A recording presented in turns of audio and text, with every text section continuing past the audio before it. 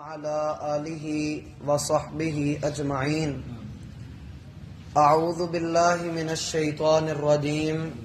بسم الله الرحمن الرحيم. اللہ کے فضل و کرم سے سورہ الغافر کو ہم نے مکمل کیا اور اس کے احسان سے ہم اگلی سورت سورہ فصلت کا آغاز کر رہے ہیں. اس سورت کا بر صغیر کے اندر مشہور و معروف نام حامیم السجدہ ہے. اسی طرح کی ایک سورت اس سے قبل بھی ہم پڑھ چکے ہیں، لیکن اس کا نام الف لام میم السجدہ ہے. اور آپ کے علم میں ہونا چاہیے کہ وہ جو الف لام میم السجدہ سورت ہے اس کا ایک دوسرا نام الف لام میم تنزیل بھی ہے، کیونکہ اس کی آیت یوں شروع ہوتی ہے الف لام میم تنزیل الکتاب لا ریب فیہ من رب العالمین. اس کو الف لام میم السجدہ اس لیے کہتے ہیں کہ اس سورت میں ایک سجدہ آتا ہے، اور اس سورت میں یہ حامیم سے شروع ہونے والی 7 سورتوں میں سے دوسری سورت ہے. حامیم سے شروع ہونے والی 7 سورتوں میں سے یہ دوسری سورت ہے، اور اس سورت کے اندر بھی ایک سجدہ آتا ہے، اس لیے اس سورت کی پہچان حامیم السجدہ سے کروائی جاتی ہے. یہ وہ نام ہے اس کا جو پاکستان میں، انڈیا میں، بنگلہ دیش میں، ان علاقوں میں اس کا یہ نام مشہور ہے. عرب ممالک میں اس کا نام، جو اس کی تیسری آیت کا دوسرا لفظ ہے فصلت، اس کا وہ نام مشہور ہے. تو ہم ہر سورت کے آغاز میں آپ کے سامنے یہ بات عرض کرتے ہیں کہ سورتوں کے نام فقط ان کی پہچان کے لیے رکھے جاتے ہیں. ضروری نہیں ہوتا کہ اگر کسی سورت کا کوئی نام رکھا گیا ہے تو اس نام کے مطابق اس سورت کے اندر تعلیمات بھی ہوں. بس ایک پہچان ہوتی ہے. ہم سب انسان ہیں، ہم نے اپنے نام اپنی پہچان کے لیے رکھے ہوئے ہیں، وگرنہ اللہ تعالی کے ہاں نام کی کوئی بھی حیثیت نہیں ہے.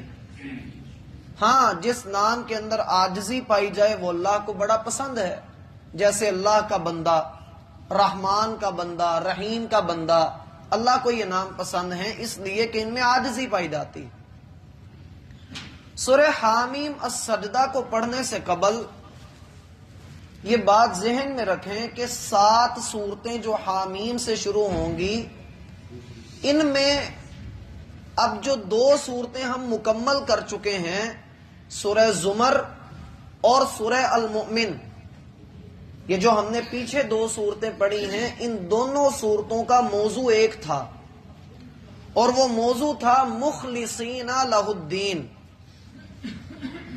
بندگی کو اللہ کے ساتھ خالص کر دینا، وہ خواہ عبادت کے معاملے میں ہو یا دعا کے معاملے میں ہو.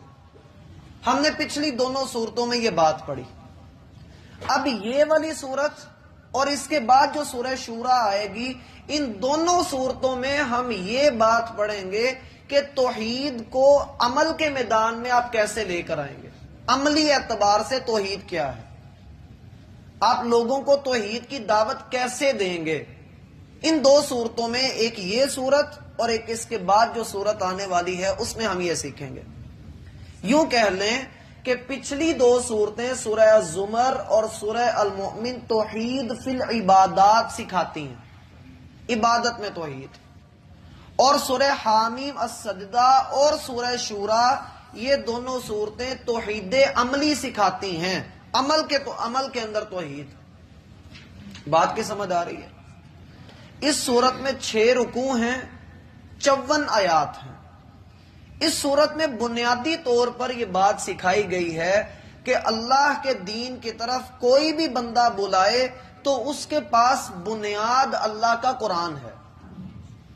اللہ کے قرآن کے سوا وہ کسی اور طریقے کے ذریعے نہیں بلا سکتا. اس صورت میں ہم قرآن کی فضیلت کے وہ انداز پڑھیں گے جو پورے قرآن میں کہیں اور نہیں ملتے. اس صورت میں انداز ہی الگ ہے. بعض روایات میں آتا ہے کہ یہ وہی صورت ہے جس کی آیات نبی صلی اللہ علیہ وآلہ وسلم نے کفار سے مناظرہ کرتے ہوئے پڑھی تھی. ہوا یہ کہ کفار کا ایک آدمی جو بڑا عقل مند مانا جاتا تھا، بہت بہادر تصور کیا جاتا تھا، اس کا نام تھا عتبہ بن ربیعہ اور اس کی کنیت تھی ابو ولید. لوگوں نے اسے کہا کہ چونکہ تم ہم سب سے بڑھ کر عقل مند ہو، بہادر ہو، مالدار ہو، تو تم جاؤ اور محمد صلی اللہ علیہ وآلہ وسلم سے بات کرو.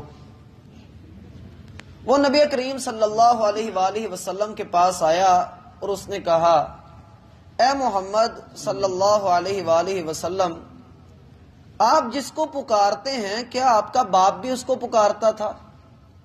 نبی کریم صلی اللہ علیہ وآلہ وسلم خاموش رہے. کہنے لگا کیا آپ کا دادا بھی اسی رب کو پکارتا ہے جس کو آپ پکارتے ہیں؟ آپ پھر خاموش رہے. پھر اس نے کہا کہ اے محمد صلی اللہ علیہ وآلہ وسلم، بات کو ختم کرتے ہیں. اگر تو تمہیں مال کی ضرورت ہے تو مجھے بتاؤ، ہم تمہیں اتنا مال دیں گے کہ ہم سب سے بڑھ کر مالدار تم ہوگے. اور اگر تمہیں کوئی جن چمٹ گیا ہے تو ہم تمہارا علاج کروا دیں گے. اگر تم یہ چاہتے ہو کہ تم سردار بن جاؤ، لوگوں کے اوپر حکومت کرنا چاہتے ہو، تو ہمارے سامنے تمہاری عمر گزری ہے، ہم جانتے ہیں تم بڑے اچھے ہو، کردار تمہارا بڑا اچھا ہے، تم بڑے مضبوط اور پختہ کردار کے مالک ہو. ہمیں اپنا سردار تمہیں بنانے میں کوئی آر نہیں ہے، کوئی دقت نہیں ہے، ہم تمہیں اپنا سردار بنا لیتے ہیں. اور اگر تمہیں کوئی خاتون پسند ہے تو کھل کر اپنے چچا کو بتا دو، میں تمہارا رشتہ کروا دیتا ہوں. نبی صلی اللہ علیہ وآلہ وسلم نے ان کی اس ساری باتوں کا کوئی جواب نہیں دیا، نہ ہی قرآن میں اس کا کوئی جواب اللہ تعالیٰ نے ذکر کیا. آپ علیہ الصلاۃ والسلام نے اس کو کہا کہ کیا تمہاری بات پوری ہو گئی؟ اس نے کہا جی. نبی صلی اللہ علیہ وآلہ وسلم نے اس سورت کی ابتدائی آیات کی تلاوت کی جن کی تعداد 13 بنتی ہے. جب آپ 13ویں آیت پہ پہنچے، اس 13ویں آیت میں یہ تھا فَإِنْ أَعْرَضُوا، اگر یہ لوگ اب بھی انکار کریں، اگر یہ لوگ اب بھی انکار کریں. کب انکار کریں؟ یہ جو پہلی 13 آیات ہے نا، اللہ نے اس میں بڑا کھلم کھلا بیان کر دیا کہ جو لوگ اللہ کے دین کو نہیں مانتے ان کی اصل بیماری کیا ہے، اور جو اللہ کے دین کو مانتے ہیں وہ کیسے اللہ کے دین کو مانتے ہیں. پہلی 13 آیات میں اللہ نے یہ بتایا. اللہ فرماتے ہیں جب یہ سب کچھ واضح ہو جائے، اگر اب بھی یہ اعراض کریں، نفرت کریں، دین کو قبول نہ کریں، فَقُلْ، تو آپ ان سے کہیے، أَنذَرْتُكُمْ صَاعِقَةً مِثْلَ صَاعِقَةِ عَادٍ وَثَمُودَ، تو لوگوں میں تمہیں اس عذاب سے ڈراتا ہوں جو عذاب عاد اور سمود کے اوپر آیا تھا. اب عاد اور سمود کو یہ لوگ بڑا گہرائی سے جانتے تھے، اور عتبہ اپنے دور کا عالم بھی تھا، عقل مند بھی مانا جاتا تھا. اس نے اللہ کے رسول کے منہ پر ہاتھ رکھ دیا اور کہنے لگا کہ عبداللہ کے بیٹے بس کرو، اپنی قوم کو ہلاک کرواؤ گے. یہ بات اس نے اس لیے کہی کہ مشرکین کو بھی معلوم تھا کہ محمد الرسول اللہ صلی اللہ علیہ وآلہ وسلم جھوٹ نہیں بولتے، کوئی بھی بات کرتے ہیں اللہ رب العالمین اس کو پورا کر دیتا ہے. تو یہ صورت اس اعتبار سے بھی بڑی اہمیت کی حامل ہے کہ اس میں اللہ تعالی نے بڑا واضح اور لیے دیے والا انداز اختیار کیا ہے، اور بڑے ہی اس لیے دیے والے انداز میں رحمت کا عنصر نمایاں رکھا ہے. جیسا کہ پہلی آیت میں آپ دیکھ رہے ہیں، تنزیل من الرحمن الرحیم، یہ رحمان الرحیم کی جانب سے اتاری گئی. پھر اس میں حامیم کو سمجھ لیں.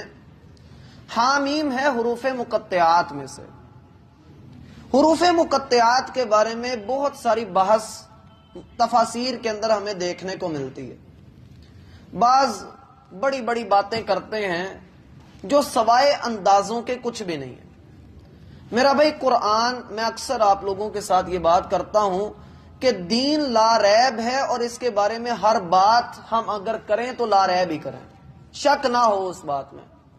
حامیم کے بارے میں پہلی بات تو یہ ہم کہتے ہیں کہ اللہ تعالیٰ ہی اس کے معنی کو بہتر جانتا ہے، اللہ ہی اس کے معنی کو بہتر جانتا ہے. لیکن ایک اعتراض، ایک سوال اس کی وجہ سے ذہن میں پیدا ہوتا ہے کہ اگر اللہ ہی اس بات کو، اس چیز کے معنی کو بہتر جانتا ہے تو پھر قرآن جگہ جگہ پر یہ کیوں کہتا ہے کہ اس کتاب کے اندر ہر شے کی وضاحت موجود ہے؟ جب اللہ نے سب کچھ واضح کیا تو پھر اس کو مخفی کیوں رکھا ہے، اس کو مبہم کیوں رکھ دیا اللہ نے؟ اشکال پیدا ہو جاتا ہے. اس کا جواب اکثر اہل علم نے بہت سارے جواب دیے ہیں. اس کا پہلا جواب یہ ہے کہ اللہ تعالی نے ان حروف کو اکٹھا پڑھنے کا حکم نہیں دیا، الگ الگ کرنے کا حکم دیا ہے. جیسا کہ نبی صلی اللہ علیہ وآلہ وسلم کا بھی فرمان ہے، لا اقول الف لام میم حرف ولکن الف حرف ولام حرف ومیم حرف. الف لام میم ایک حرف نہیں ہے، بلکہ الف الگ ہے، لام الگ ہے، میم الگ ہے. اس کو علیحدہ علیحدہ پڑھنا ہے. بعض علماء کرام نے اس کا یہ جواب دیا ہے، جو ذہن میں بات پیدا ہوتی ہے کہ جی یہ اللہ نے پھر واضح کیوں نہیں کیا. اس کا پہلا جواب یہ ہے کہ اللہ تعالی نے جب ان کو اتارا قرآن میں، یا جب اللہ نے قرآن کو نازل کیا، تو اس پر اعتراض کرنے والے کون تھے؟ مشرکین مکہ. اس دور کے کافروں نے قرآن پر اعتراض کیا، اللہ کے رسول پر اعتراض کیا. لیکن پوری ہسٹری کے اندر یہ اعتراض کہیں نہیں ملتا کہ کافروں نے کہا ہو کہ الف لام میم کا مطلب کیا ہے، حامیم کا مطلب کیا ہے. اگر اعتراض کرنا ہوتا تو سب سے پہلے اعتراض وہ کرتے. تو پھر یہ ہے کیا؟ میرا بھائی ایک بات یاد رکھیں، جب کوئی شے سمجھ میں نہ آ رہی ہو، نہ قرآن کے ذریعے سے، نہ حدیث کے ذریعے سے، نہ وہ تاریخ کے ذریعے سے سمجھ آ رہی ہو، پھر لغت میں جایا جاتا ہے. لغت میں دیکھا جائے کہ لغت میں کیا ہے، ڈکشنری میں. جب ہم ڈکشنریوں کو کھولتے ہیں تو عرب کا جو کلام، پرانا کلام ملتا ہے، وہ اپنی شاعری میں اس طرح کے الفاظ کا استعمال کیا کرتے تھے. اس کی ایک مثال میں آپ کو دیتا ہوں، عربی کے اندر ہی ہے. عربی کا ایک مشہور مقولہ ہے جس کا ترجمہ یہ ہے کہ اس نے مجھے کہا قال علی قف فقلت قاف. اس نے مجھے کہا رک جاؤ، فقلت قاف، میں نے کہا میں رک گیا. اب قاف وہ معنی لے رہا رکنے کے معنوں میں. وقف کہتے ہیں نا ہم، وقف ہو گیا، وقف معنی ہوتا ہے رکنا. وہ ایک بندہ کہتا ہے کہ مجھے فلاں نے کہا کہ رک جاؤ، فقلت، میں نے کہا قاف، میں رک گیا. اب قاف عرب کے کلام کے اندر استعمال ہوا ہے، اللہ تعالیٰ نے قرآن میں بھی استعمال کیا ہے. سورہ قاف آگے آئے گی 26ویں پارے میں. یہ جواب تھوڑا مشکل معلوم ہوتا ہے. اس سے بھی سوکھا جواب بعض اہل علم نے دیا کہ مشرکین مکہ چونکہ قرآن کو جھٹلاتے تھے اور کہتے تھے کہ محمد صلی اللہ علیہ وآلہ وسلم نے اس کو گھڑ لیا ہے، تو اللہ تعالی نے قرآن میں 3 چیلنج کیے. پہلا چیلنج اللہ نے کیا ان یاتوا بمثل ھذا القرآن، اگر تم اسے محمد الرسول اللہ کا گھڑا ہوا قرار دیتے ہو تو پھر تم بھی اس جیسا ہی قرآن بنا کر لے آؤ. لیکن وہ اس سے بے بس رہے.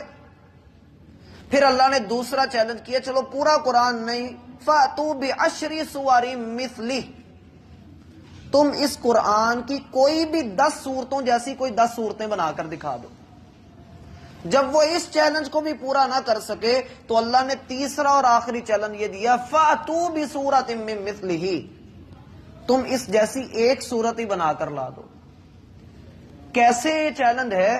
اللہ نے 29 سورتوں سے پہلے، کتنی سورتوں سے پہلے؟ 29 سورتوں سے پہلے اللہ نے یہ حروف مقطعات قرآن میں ذکر کیے ہیں. 29 سورتوں میں، ان 29 صورتوں سے پہلے ان حروف مقطعات کو ذکر کر کے اللہ نے دعوت دی ہے کہ ہم نے قرآن کو اسی طرح ان حروف کے ساتھ اس کی آیتیں بنائی ہیں. لو حروف تمہارے پاس بھی ہیں, بنا کر دکھا دو. بات کی سمجھ آتی ہے؟ جیسے کاف ہا یا عین صاد ہے, الف لام میم را ہے, الف لام را ہے, اللہ تعالیٰ نے انسان کو دے دیے. ہم نے ان حروف سے قرآن بنایا ہے. الف با تا ثا جیم ہا خا دال, یہ سارے حروف ہیں, یہ ہم نے تمہیں دے دیا. اب اس جیسا قرآن ان حروف سے بنا کر دکھا دو. ہا میم اور الف لام میم اور اس جیسے دوسرے حروف مقطعات دراصل چیلنج ہیں کہ ان کے ذریعے قرآن بنا ہے, تم بھی بنا کر دکھا دو اگر تم اس کو جھوٹا ہی سمجھتے ہو. بھئی بات کی سمجھ آتی. تیسری بات جو اس حوالے سے سمجھنے کی ہے کہ بعض لوگوں نے اپنی دکانوں کے اوپر لکھ کر لگائے ہوتے ہیں لوہے قرآنی, ہا میم عین سین قاف الف لام را, اور لکھا ہوتا ہے کہ جو بھی اس کو لٹکائے گا, دیکھے گا دکان میں, گھر میں, خیر و برکت سے مالا مال ہو جائے گا. میرا بھائی صحابہ نے ایسا کام نہیں کیا, اللہ کے رسول نے بھی ایسا کام نہیں کیا.